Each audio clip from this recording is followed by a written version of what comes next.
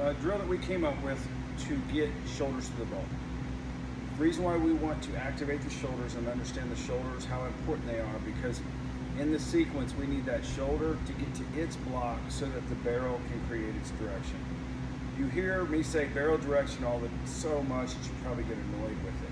But you have to understand that the barrel direction is when the analytics of people saying on plane, how long are you on plane with the ball?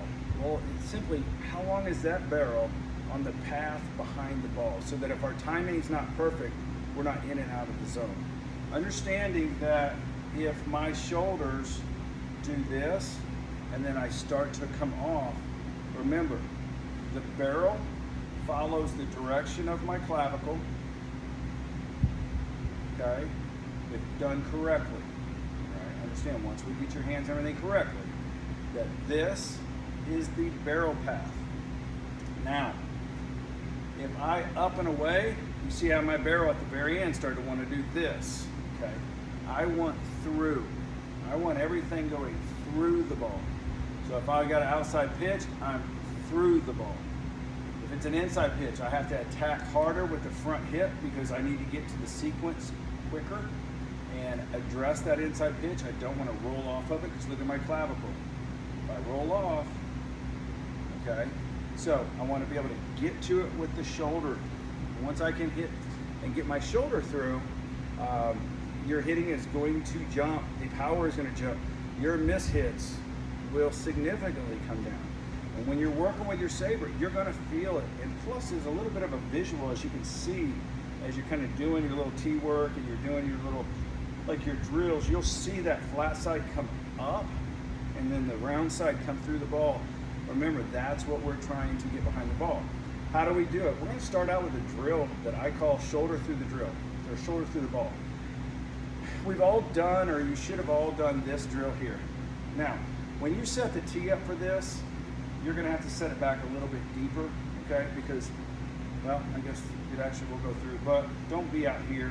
We'll address that later. But we're here. So now what are we going to do? We're going to hinge, aren't we? All right, now we're going to shoulder through the ball. All right, what you're going to notice is that once that back shoulder hits its block, which is hip, block, the barrel is going to release.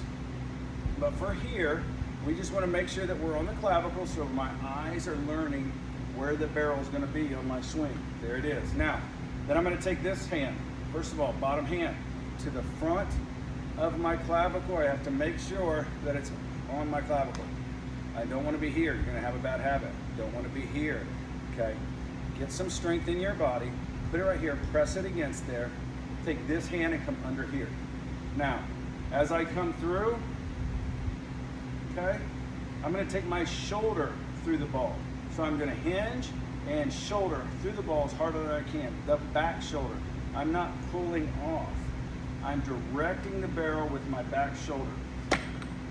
And it'll release on its own. This hand just stays here. It does not swing the barrel. I cannot tell you that enough. If you try to swing the barrel from here, it's just going to be awkward. But this, once you get it, is actually so simple. I'm just going to take my shoulder right through the ball, okay? Because look, I have 33 inches in my hand, but the barrel is behind my shoulder once I slot correctly, okay? What's easier to do, take my shoulder to the ball or take 33 inches at it? Okay, I'm going to tell you, it's take the shoulder through the ball, you'll be able to take soft toss like this. So you'll hit, go through your drills there, it'll usually be 3 to 5 like this. Then stay with this for a little while. You know, 5 may not be enough for you. Work all the pitches. Work the ball that's back here. My hitters can hit this pitch off the back of the plate, out here on the black, for a line drive down the line.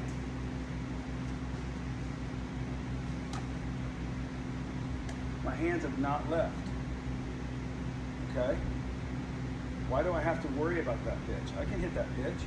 I may not be able to drive it, but I can foul it off, or I can let it play off the right field line for a base hit. Okay? So then I'll work myself back to a good pitch that I can handle. But either way, we need to be very confident that we're handling any pitch that they bring up there, right?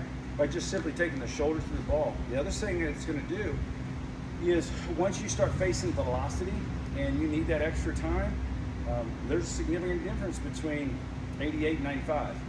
And when you start seeing that lower at mid 90s consistently, you know, as you get up through upper level high school ball and into college, you're going to want as much time as possible. For the girls that are playing, some of my girls are hitting 72, or at 72 is equivalent, I think, of like 103, because they don't have much time. So we've got to be able to get that shoulder to the ball, let it start sequencing. Look at all your really good softball hitters.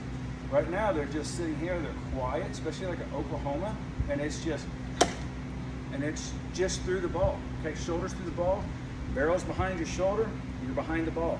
You're going to have a lot of very hard hit line drives, but work that drill, and then go back to a couple swings. After you do 5 or so, go back to the swing and just see what it's like to let that shoulder do the work, because the shoulder is what's creating the barrel of the direction, or the direction of the barrel, I'm sorry.